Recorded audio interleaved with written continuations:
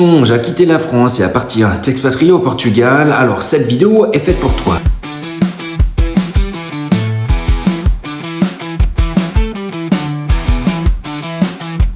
Alors reste bien jusqu'au bout de la vidéo parce qu'à la fin je te donnerai la checklist exacte que j'utilise pour valider un déménagement au Portugal et surtout je te dirai si oui ou non ça vaut encore le coup en 2025. Avant de rentrer dans le vif du sujet, n'hésite pas à t'abonner à Smart Nomade. Ici on parle d'investissement pour devenir libre financièrement et voyager à travers le monde.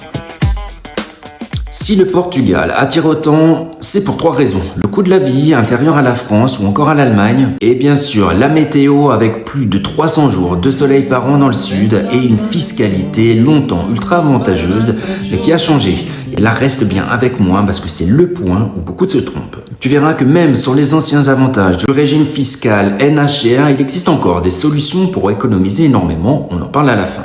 Parlons tout d'abord du coût de la vie. Est-ce que c'est vrai ou faux que le Portugal reste intéressant et t'apporte une qualité de vie intéressante? En effet, tout le monde te dit le Portugal c'est pas cher. Alors oui et non.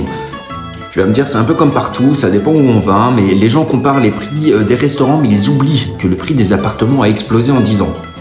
Les locations dans les grandes villes comme Lisbonne ou Porto sont devenues assez inaccessibles. Alors c'est vrai dans pas mal de villes, que ce soit en France ou à Berlin ou en Italie. Alors si tu vas hors Lisbonne, hors Porto et hors Algarve, très touristique, tu peux vivre avec des budgets incroyablement bas. Et là oui, effectivement, les restaurants de poissons et tous les autres restaurants valent carrément le coup.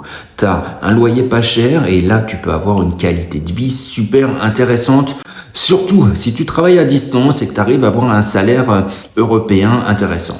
Je te donnerai également les 3 meilleures zones en 2025 pour t'expatrier sans exploser ton budget.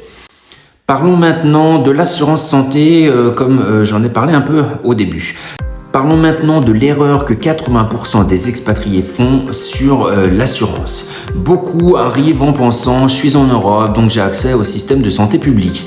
Oui, c'est vrai, mais ce système n'a rien à voir avec celui de l'Allemagne ou encore de la France. Il y a des temps d'attente très longs, peu de spécialistes disponibles et une qualité vraiment variable en fonction des hôpitaux. Résultat, 8 expatriés sur 10 finissent par prendre une assurance privée.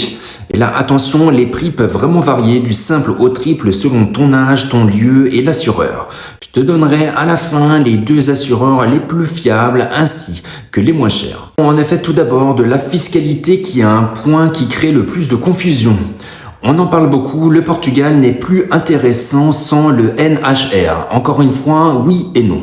En effet, le NHR dans sa version originale n'existe plus pour les nouveaux arrivants.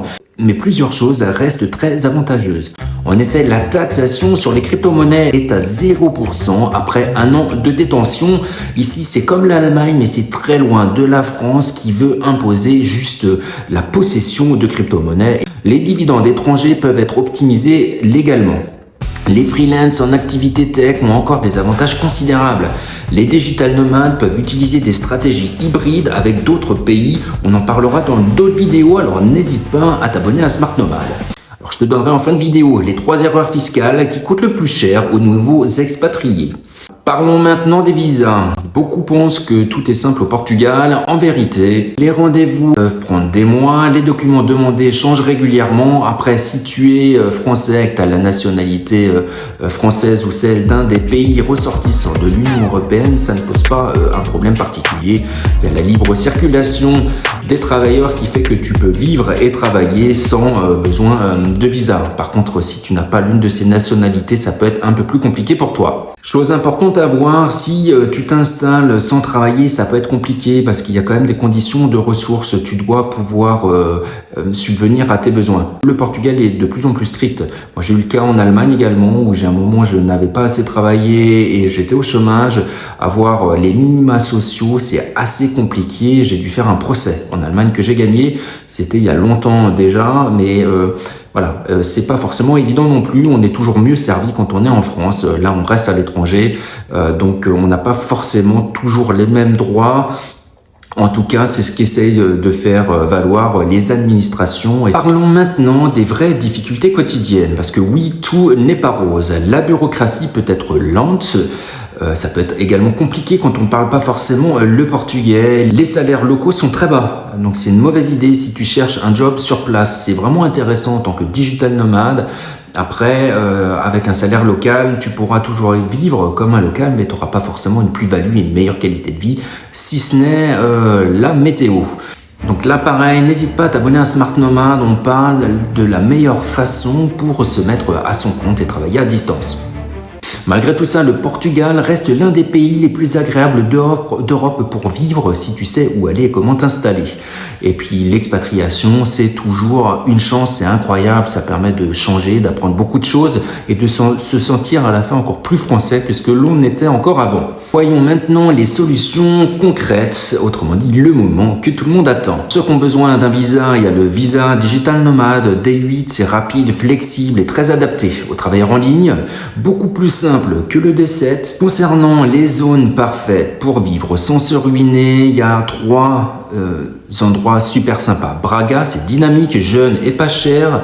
Setúbal, c'est proche de Lisbonne mais 30% moins cher. Ainsi que Évora, c'est magnifique, calme et les prix sont également bas. Concernant les assurances santé les plus fiables, il y a Medis ainsi que Multicare. Les deux offrent des packs abordables ainsi que des hôpitaux privés modernes. Et pour finir, parlons des erreurs fiscales à éviter absolument. Ne déclare pas tes cryptos n'importe comment. Attention aux durées de détention, ferai vraiment attention à les avoir depuis 1 an si tu ne veux pas payer d'impôts. Choisis bien ton statut de résident et penser que le Portugal est à 0% sur tout, c'est totalement faux. Si tu veux avoir des conseils sur comment te mettre à ton compte, gagner de l'argent en ligne et aussi investir, n'hésite pas à t'abonner à Smart Nomad. Ici, on parle d'investissement pour devenir libre financièrement et voyager à travers le monde.